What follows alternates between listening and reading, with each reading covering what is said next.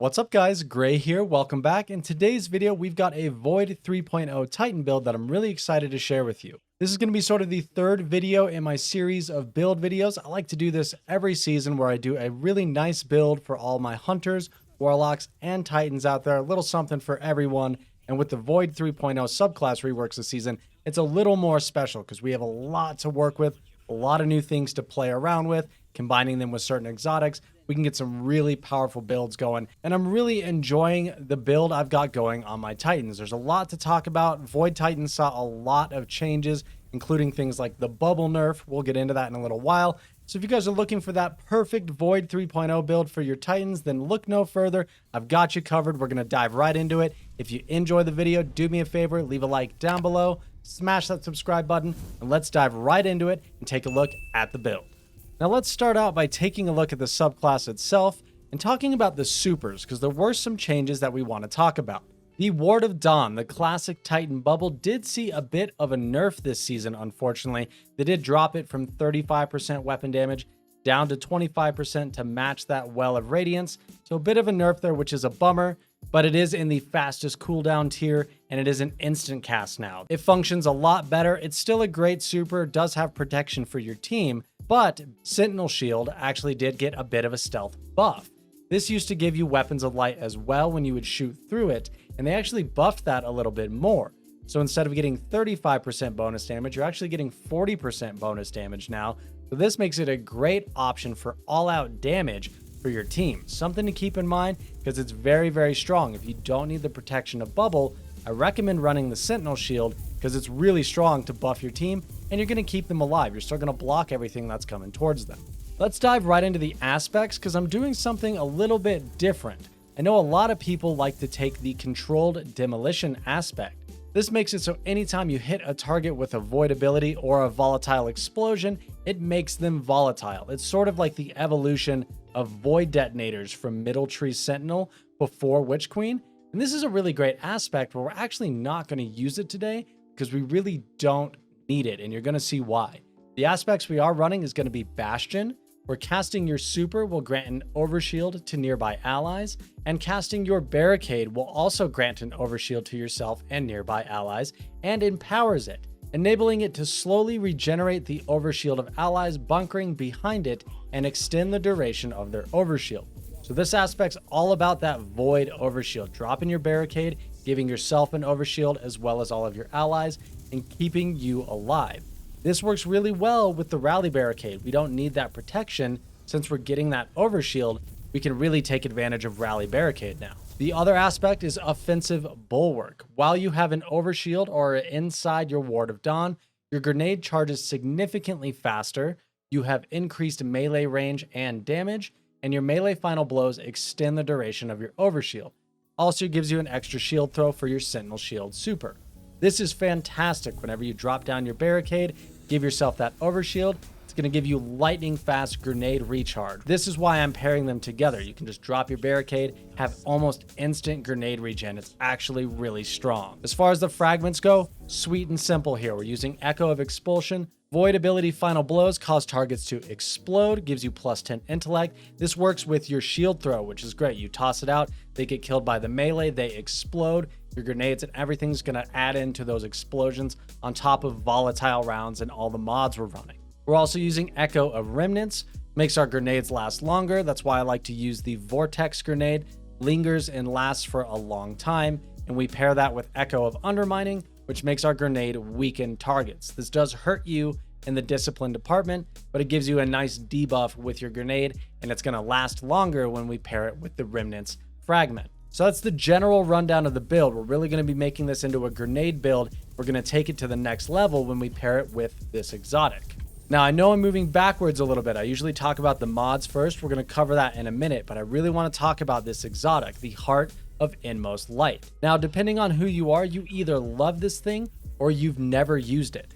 I know a lot of people who swear by this exotic and some people who have never put it on in all their days of playing Titan, but it pairs amazing with Void 3.0 and it actually got some buffs from Bungie this season to make it work a little better. This has the perk Overflowing Light. Using an ability, grenade, melee, or barricade empowers the other two.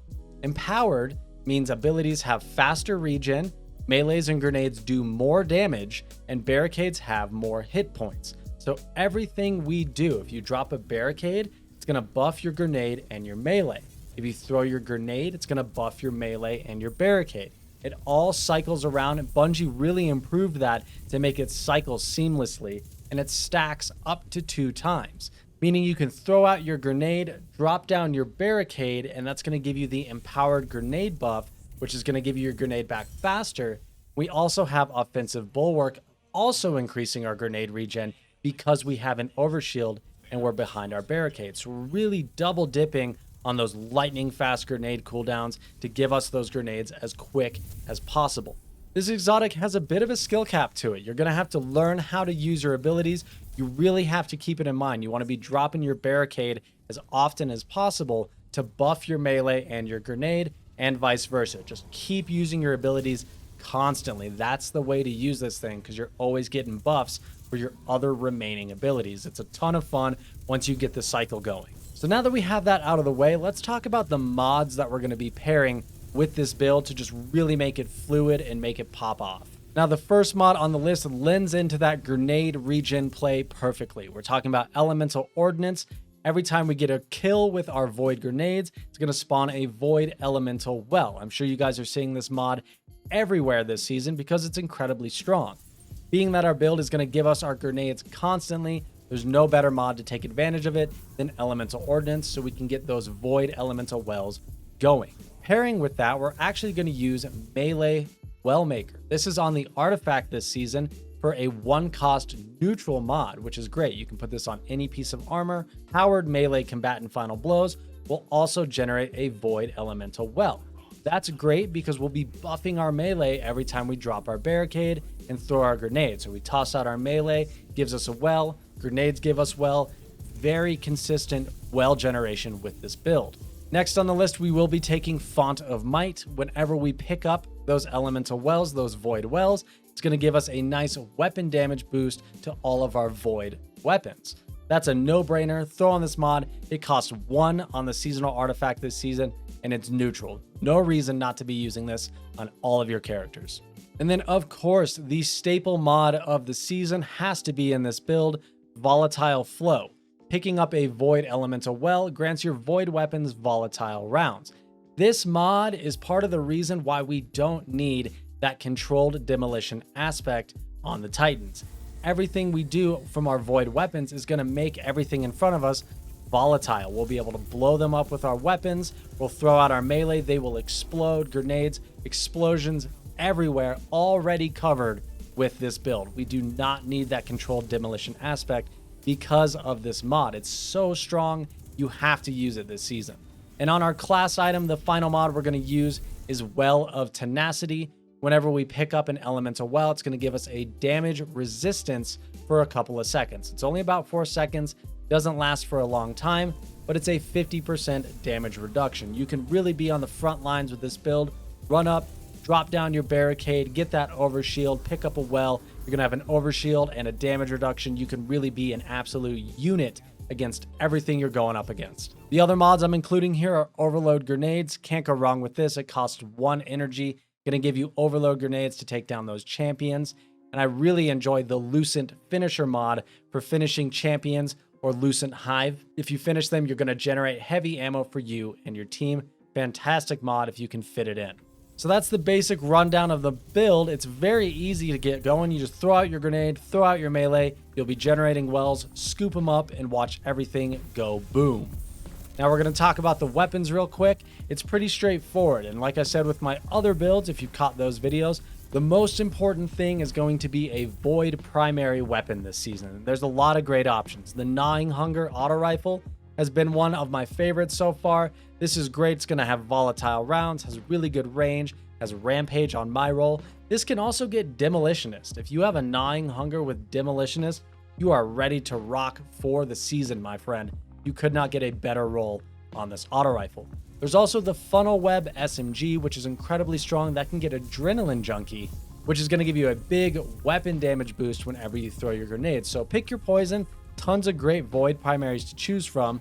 In our heavy slot, we also want to be using a Void Heavy These can also take advantage of volatile rounds. Rocket launchers are extremely strong. Something like Royal Entry, a Void rocket launcher to fit the build, works great. Or you can also use something like a Void machine gun. Surprisingly enough, these are incredible, especially when you have volatile rounds. It gets pretty crazy. And the perks I have on this one are great. I have Demolitionist Thresh. So every kill with this is going to give me grenade and super energy. It's a really strong option. I would recommend it if you have a Void LMG. Try it out with volatile rounds because it's a ton of fun. In our primary slot, I'm actually having a lot of fun using Arbalist. It takes down any shields that we can't take care of. Being that we're all speccing hard into Void weapons and Void builds, Arbalist is really clutch this season for taking down arc shields and solar shields. You can always have this in your pocket to deal with things you might not otherwise be equipped for. It also has intrinsic anti-barrier rounds, so even better, you don't even have to worry about anti-barrier champions when you're running Arbalist. You could also swap this slot out for a ton of different special options. There's things like Bastion, which will cover unstoppable champions. You could use Wither Horde if you need some bigger boss damage. We already have Overload covered this season with auto rifles and SMGs. That's why I recommended those two weapons, because you can always have Overload champions covered. So that's the general rundown of the build, guys. Talking about stats a little bit, I don't even have a perfect stat spread on my Titan. You really would love to see 100 discipline and push your resilience as high as you can as well. So you always have your barricade, always have your grenade. The further you can push these two stats, the better it's going to work for you with this build. Throw on Heart of Inmost Light, get used to it. It's very strong to pair with Void 3.0. Now, like I said, I will do a quick recap of all the mods so you can get a nice clean list here on the screen. Starting from the top, we're going to want Elemental Ordnance, so we're always generating wells with our Void grenades. Then we'll also want Melee Well Maker, which is going to allow us to generate Void wells using our shield throw. Then we will use Font of Might for that nice Void weapon damage bonus.